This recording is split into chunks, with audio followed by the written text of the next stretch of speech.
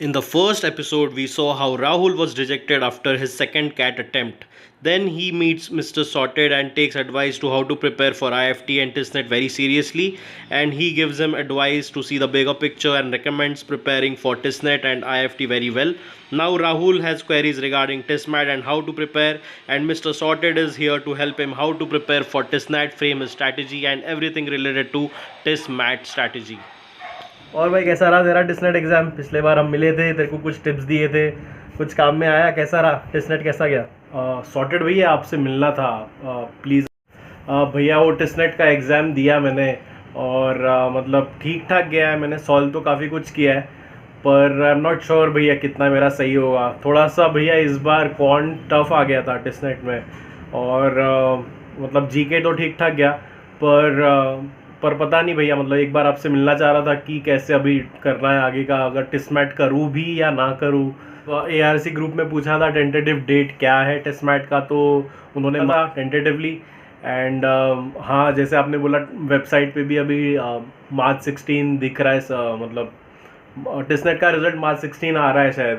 तो थोड़ा सा डर लग रहा है भैया, मतलब अभी ये कुछ भी करके जाना है, HR में लेना है। आप बताओ प्लीज़, अभी टेस्टमैट के लिए गाइड कर दो यार। ओके देख, अभी रिजल्ट जो है टेस्टनेट का, आई थिंक वेबसाइट पे मैंने देखा था तो 16 मार्च रिजल्ट है टेंटेटिवली। तो रिजल्ट तो आ जाएगा, पर अभी don't wait for the results. Ideally you shouldn't have wait for the results, और स्टार्ट कर देना चाहिए था। जैसे एग्जाम हो गया टेस्टमैट के लिए चला जाना चाहिए था। पर ठीक है, अभी 12 तारीख है, 16 को रिजल्ट आ जाएगा। अभी वेट मत कर, आज से शुरू कर दे प्रिपरेशन, ठीक है? टेस्टमैट के लिए शुरू कर दे। मैंने वीडियो भी बनाया था पिछले बार, टेस्टमैट का स्ट्रैटेजी क्या होना चाहिए, वो एक बार देख लो, ठीक है? नहीं देखा है तो, और बस भिड़ जाओ, चालू हो जाओ। हाँ भैया, मैंने लास्ट ईयर का वगैरह सब पेपर देख लिया है, और लोगों से भी बात की, और गूगल पे जितना सर्च हो सके कि टेस्टमैट 2020 एनालिसिस, वो सब मैंने देख लिया है। आई थिंक IMS ने भी उसका पूरा दिया था, बहुत सारे कोचिंग इंस्टीट्यूट्स के वेबसाइट पे एनालिसिस दिया हुआ है, तो मैंने वो तो देख लिया है टेस्टमैट का। पर इस बार थोड़ा सा डिस्क्रिप्टिव राइटिंग का भी सेक्शन है अलग से, तो उसका आई थिंक वो इस बार है, तो उसका पता नहीं, ऐसे राइटिंग कुछ होगा 15 मिनट्स का। आज से प्रिपेयर करना है, अभी से, मतलब सीरियसली मेरे को देना है। लगभग अगर 1 महीना बच रहा है अभी टेस्टमैट के लिए, लगभग अगर मैं मान के चल रहा हूँ कि 15th को एग्ज़ाम है, 15 अप्रैल। सो 1 मंथ है, तो प्लीज़ बता दो स्ट्रैटेजी क्या रहनी चाहिए। आपने पता है पिछले बार भी वीडियो बनाया था, पर अभी इस बार से बता दो भैया, डिस्क्रिप्टिव राइटिंग से लेके सबका प्लीज़ एक बार बता दो। देखो, सबसे पहला पॉइंट तो ये है, तुमने पास्ट ईयर का पेपर एनालिसिस करना है। टिस्नेट 2020 पेपर एनालिसिस, टिस्मैट 2020 एनालिसिस, ये डाल दो, ठीक है? टिस्नेट का तो छोड़ दो, अभी जो हो गया उसको एक एक छोड़ दो। अभी टिस्नेट हो गया, टिस्मैट पे फोकस करेंगे। टिस्मैट हो गया, PIT पे फोकस, सॉरी OPI पे फोकस करेंगे, online personal interview. So first of all तुमको टिस्मैट का एनालिसिस करना है। पिछले बार पेपर कैसे आया था, डिफ़िकल्टी लेवल क्या था, DI में पाई चार्ट्स थे, डबल पाई चार्ट्स थे, हिस्टोग्राम था, जो भी था वो आपको एनालिसिस ठीक से होना चाहिए, क्योंकि बहुत ज़्यादा टफ एग्ज़ाम तो नहीं थे। मेनली वो मैनेजमेंट का, तेरा टाइम मैनेजमेंट के ऊपर था, ज़्यादा टफ सवाल नहीं थे, थोड़ा सा लेवल अबव था। तुमको 30 मिनट्स में 45 क्वेश्चंस करने थे, that was the tough part, and उसमें नेगेटिव मार्किंग भी थी। So that's why it becomes very important to choose the right questions. Do not guess in DI questions, do not guess at all, because there's negative marking. Choose the questions that you're confident at, do it very fast. Business awareness का फटाफट कर लो, ज़्यादा time नहीं लगता है। Comprehension भी easy होता है, पर उसमें सेट्स में घपला मत करना, जो गेस करने से तुम्हारा नुकसान होगा, बस इतना ही है। सेक्शनल कट ऑफ तो है ही नहीं टेस्टमैट में, तो बिंदास तुम खेल सकते हो। बस मैनेजमेंट के ऊपर रखना है, तुम्हारा टाइम मैनेजमेंट बहुत इंपॉर्टेंट है, और choosing the right question, that's it. हाँ भैया, मतलब सेक्शंस का तो पता चल गया, जैसे 4 सेक्शन आपने बोला, तो इस बार मतलब जो डिस्क्रिप्टिव राइटिंग है उसका आप ये बता सकती हो कौन से टॉपिक्स करने हैं, कि which are the most important topics that I should prepare for the descriptive writing part. So अगर उसके बारे में थोड़ा बता दो, क्योंकि भैया बहुत सारे सोर्सेज में से करते तो कन्फ्यूजन भी होता है। सो अगर आप 2-3 सोर्सेज कुछ दे सकते हो, PDF वगैरह आपके टेलीग्राम पे, तो प्लीज़ वो बता दो कैसे करना है, क्या टॉपिक्स आ सकते हैं। हाँ, तो बेसिकली इस बार डिस्क्रिप्टिव राइटिंग सेक्शन उन्होंने रखा है, so that will most probably be of 15 minutes, 15 marks, ठीक है। सो दो आपको चॉइसेस मिलेगा, दो टॉपिक्स आएंगे, दो में से आपको एक चूज़ करना है और उस पर आपको डिस्क्रिप्टिव राइटिंग ऐसे लिखना है, दैट्स इट। अभी इस ऐसे में क्या क्या आ सकता है, जैसे मैं सीधा पढ़ के दिखाता हूँ। वेबसाइट पे लिखा है कि current affairs, current social economic political business organisation related issues, ठीक है। बस you should be prepared to write the essay on whatever topic comes. मतलब आपको 15 मिनट्स में कैसे एक फटाफट करना है, तो आज से तेरे को रोज प्रैक्टिस करना पड़ेगा एक ऐसे लिखने का। टेस्ट मैट में तेरे 4 सेक्शन है। कौन से सेक्शन है? फर्स्ट तो तेरा कॉम्प्रीहेंशन है, ठीक है, फिर तेरा मैनेजमेंट दिया है, फिर बिजनेस अवेयरनेस और डिस्क्रिप्टिव राइटिंग जो अभी नया सेक्शन है इस साल। सो कॉम्प्रीहेंशन में 10 क्वेश्चंस आएंगे, सेक्शनल कट ऑफ उसमें नहीं है। मैनेजमेंट लिटरेचर आएगा, उसका ऑब्जेक्टिव क्या है वो देखते हैं, ठीक है।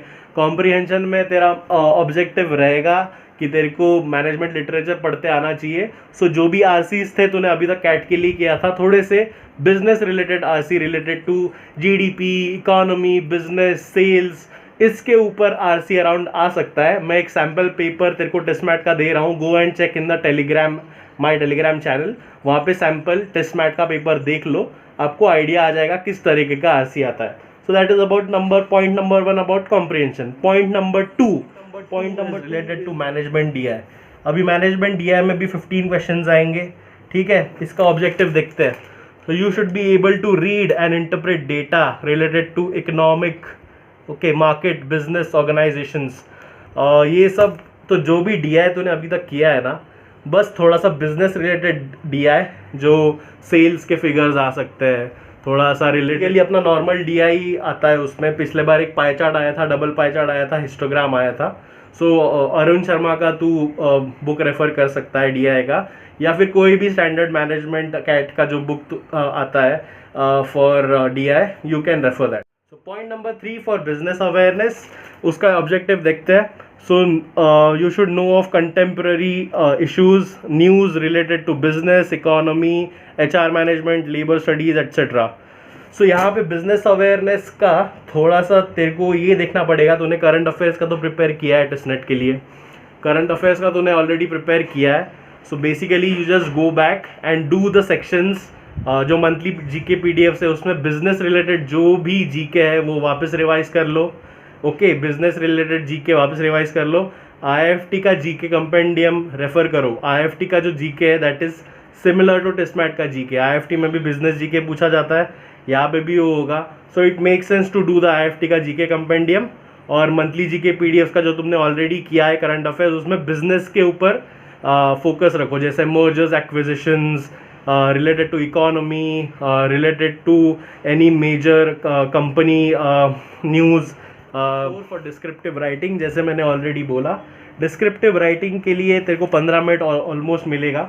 सो कोई भी टॉपिक आ सकता है। सो बेस्ट ये रहेगा कि एडिटोरियल्स तू पढ़ ले, ठीक है। एडिटोरियल्स में हिंदू का एडिटोरियल है, फिर डेली एडिटोरियल ऐप है वो इंस्टॉल कर लो, आपको उससे भी काफ़ी हेल्प होगा। और एक ऐप है नैपिली। नैपिली इज़ अ वंडरफुल ऐप, आपको उसमें पूरा एनालिसिस रहता है कोई भी इसका, कोई भी न्यूज़ का, इवेंट का। तो download the Napily app, there is whole analysis of each news. So for the coming 1 month use the Napily app also daily, so that will basically give you a flow of how analysis of a topic is done. So, अभी मैंने काफ़ी कुछ sources बोले हैं for descriptive writing. तो descriptive writing के लिए थोड़ा और बोल देता हूँ कौन से टॉपिक्स इंपॉर्टेंट है। और डिस्क्रिप्टिव राइटिंग के टॉपिक्स कहीं से भी आ सकते हैं। तो ये क्वेश्चन एक एआरसी को भी पूछा था, एस्पिरेंट रिलेशंस कमेटी, तो उसका आंसर देख लो कि डिस्क्रिप्टिव राइटिंग के लिए क्या करना चाहिए, ये था उसका आंसर।